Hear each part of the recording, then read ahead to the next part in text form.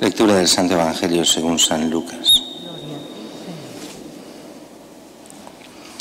En aquel tiempo dijo Jesús a sus discípulos: es imposible que no haya escándalos, pero hay de quien los provoca. Al que escandaliza a uno de estos pequeños, más le valdría que le ataran el cuello una piedra de molino y lo arrojasen al mar. Tened cuidado. Si tu hermano te ofende, repréndelo; si se arrepiente, perdónalo. Si te ofende 7 veces en un día y 7 veces vuelve a decirte me arrepiento, lo perdonarás. Los apóstoles le dijeron: aumentanos la fe.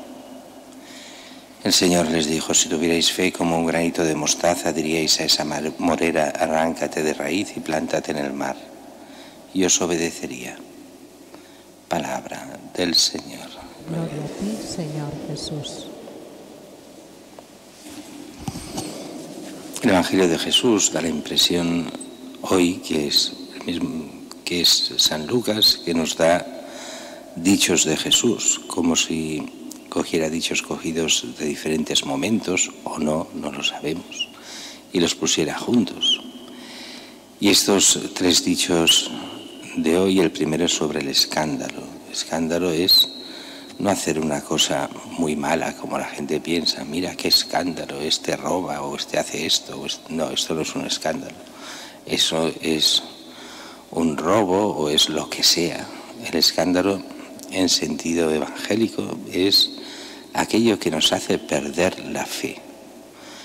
Cuando uno pone una plena confianza más que en Dios, cuando uno tiene una fe todavía débil y la pone en una persona y esa persona le defrauda y le hace perder esa fe, eso es el escándalo.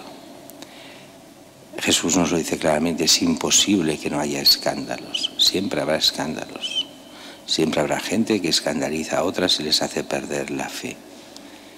Pero continúa Jesús: pero hay de quien los provoca. Al que escandaliza a uno de estos pequeños, acordaos cuando Jesús dice esto, los pequeños, se habla de los cristianos, de los que le siguen. Cuando uno escandaliza a uno de estos pequeños, más le valdría que le ataran al cuello una piedra de molino y lo arrojasen al mar. Tened cuidado. Y esto encaja perfectamente con todo lo que el Evangelio habla de la hipocresía, que cuando vemos que habla tanto de la hipocresía, sobre todo de los fariseos y maestros de la ley, lo pone también, o al menos así lo pienso yo, expresamente porque es una de las tentaciones de los cristianos de todas las épocas. Ser o tender hacia la hipocresía como tentación la tenemos poner listones muy altos para después no hacer nada. Y eso es peligroso. Y tener un discurso, un tipo de predicación, un tipo de muy exigente, extremadamente exigente, y después no vivirlo para nada. Por eso hay que tener en cuenta siempre 2 cosas para no escandalizarnos. Una es la debilidad de cada uno y otra es Cristo, al que hemos de seguir. No seguimos personas solo humanas, no seguimos a los pastores, no seguimos ni tan solo a los santos son modelos, pero a quien seguimos de verdad es a Cristo, y Cristo no defrauda. Todos los demás defraudarán antes o después, porque nadie aquí es santo del todo, ni mucho menos, y hemos de pedir la santidad y predicar la santidad, pero sabiendo que no llegamos del todo, con lo cual siempre escandalizaremos cuando vean que no somos tan santos como el Señor quiere, ni mucho menos. Si tu hermano te ofende, repréndelo; si se arrepiente, perdónalo. Fijaros que aquí se habla de perdonar al que se arrepiente, porque esto es lo que hace Dios: perdona al que se arrepiente. No se nos dice perdonad a todo el mundo, haga lo que haga, no importan lo que hagan, como si el pecado no tuviese importancia. No, el pecado tiene mucha importancia, pero al que se arrepiente hay que perdonarlo. Igual que el Señor nos perdona a nosotros si nos arrepentimos. Si no perdonamos, el Señor no nos perdonará. Es el comentario que hace el mismo Jesús al Padre Nuestro. Porque si no perdonáis, no seréis perdonados. Es la condición para el perdón. Solo perdonando a aquellos que nos piden perdón podrá el Señor perdonarnos a nosotros que pedimos perdón al Señor. Si no, sería como aquella parábola del deudor, uno que debe mucho, otro que debe poco. El que debe mucho pide perdón y se le perdona, y este exige hasta el último céntimo al que le debe poco. Ese es Dios al que se le debe mucho y perdona. Eso somos nosotros a quien se debe muchísimo menos. No perdonamos, ¿cómo nos va a perdonar el Señor? Y perdonar tantas veces como haga falta, estas 7 veces. Recuerdan aquellas otras 70 veces 7, ¿cuánto perdonar? 70 veces 7. Y ante todo eso los apóstoles decían, Señor, danos más fe porque esto nos cuesta mucho, no llegamos.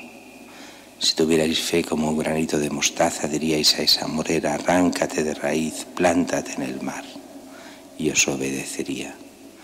Esa fe fuerte que, como siempre, es simplemente una parábola, no es que tengamos que enviar las moreras a que se planten en el mar, sino que la idea es muy clara. La fe cambia la vida. Una fe fuerte hace que las cosas cambien.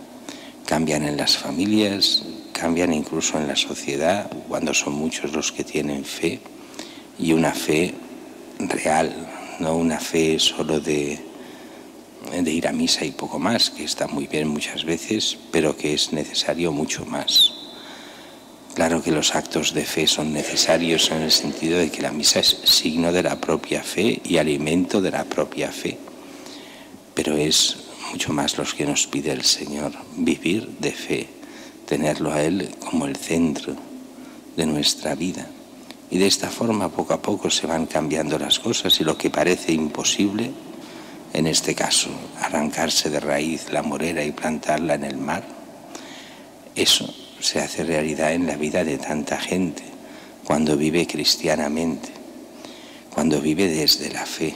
Se nos pide a cada uno tener fe, vivir desde la fe, vivir desde la gracia, de tal modo que vayamos generando aquí en nuestros ambientes lo que es el reino de Dios y se cumpla de todo en el reino de los cielos.